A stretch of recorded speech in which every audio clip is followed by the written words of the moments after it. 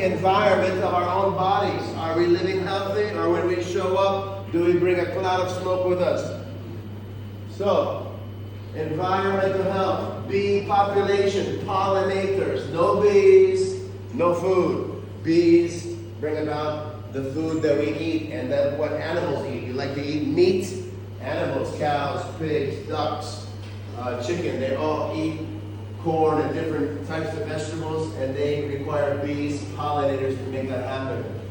Bees account for 1/3 or more of the global food supply. They're dying in the United States and California because of pesticides, chemical sprays, fungicides, herbicides, pesticides on our crops that are killing bees. Washington, can you tell me what chemical is used predominantly in pesticides? We learned about this when we watched videos on Monday from Germany and France and the United States. What chemicals are used in pesticides to kill insects? Do you remember? Nicotinoids. You're right, good man. So nicotine, the same chemical that's used in cigarettes to make you addicted to that substance for life, to destroy your health, one dose at a time, slowly.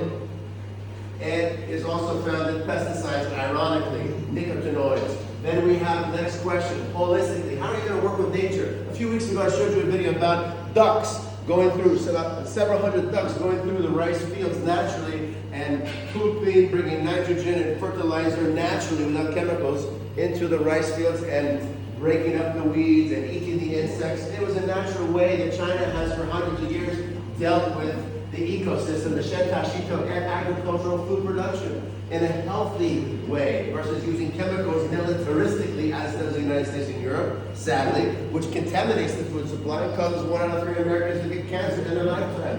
Number 4, how are you going to increase biodiversity? You travel to Peru, you travel to Mexico, you travel to Brazil, you'll see different colors of carrots in Guatemala, you'll see different colors of carrots and corn and potatoes that you'll never see in the typical grocery store.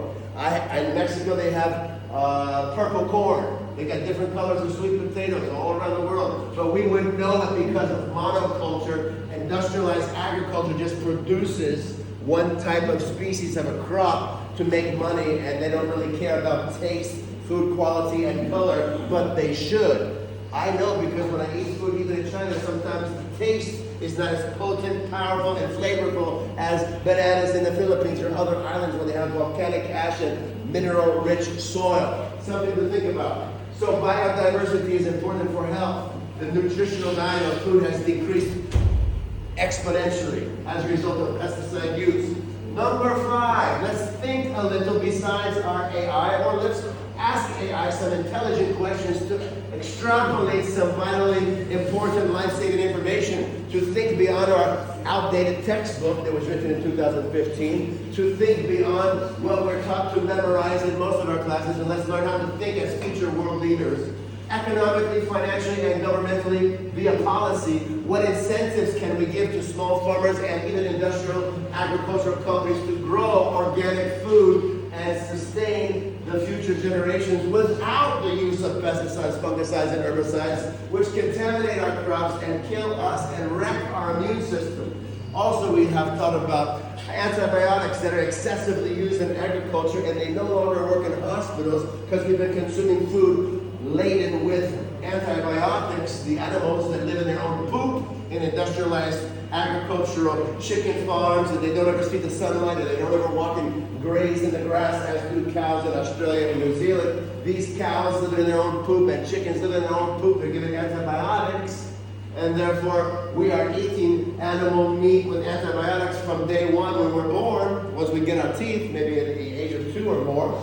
And therefore, when we go to the hospital, we generally need an antibiotic from some bacterial or pathogen or viral infection. The antibiotics don't ever work typically. There's superbugs in hospitals that are bypassing the antibiotics, and the hospitals are clueless what to do. So we need to think about how to strengthen our immune system naturally and how to grow food sustainably without these harmful chemicals that leave us dependent upon greedy food companies like Monsanto, who are basically producing Terminator genetically modified seed that do not repopulate thereafter. And you have to keep going back, farmers do, to that same company to buy seed every year.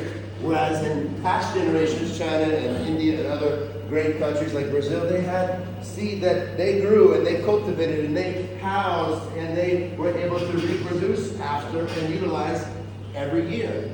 And that's how agriculture should be, not run by greedy, industrialized, genetically modified seed companies that are inputting and embedding within that seed Roundup or hazardous chemicals that they use to kill weeds and growing them internally within the crop or the vegetable to minimize or mitigate the bugs, or so they say, and thereby spray more or spray less, but nonetheless they're internally embedded. We're eating and consuming, and no wonder why our digestive tract, irritable bowel syndrome is on the rise across the nations of the world, and people are becoming impotent, and there's a decrease, a decline in childbirth rates in many countries because of it.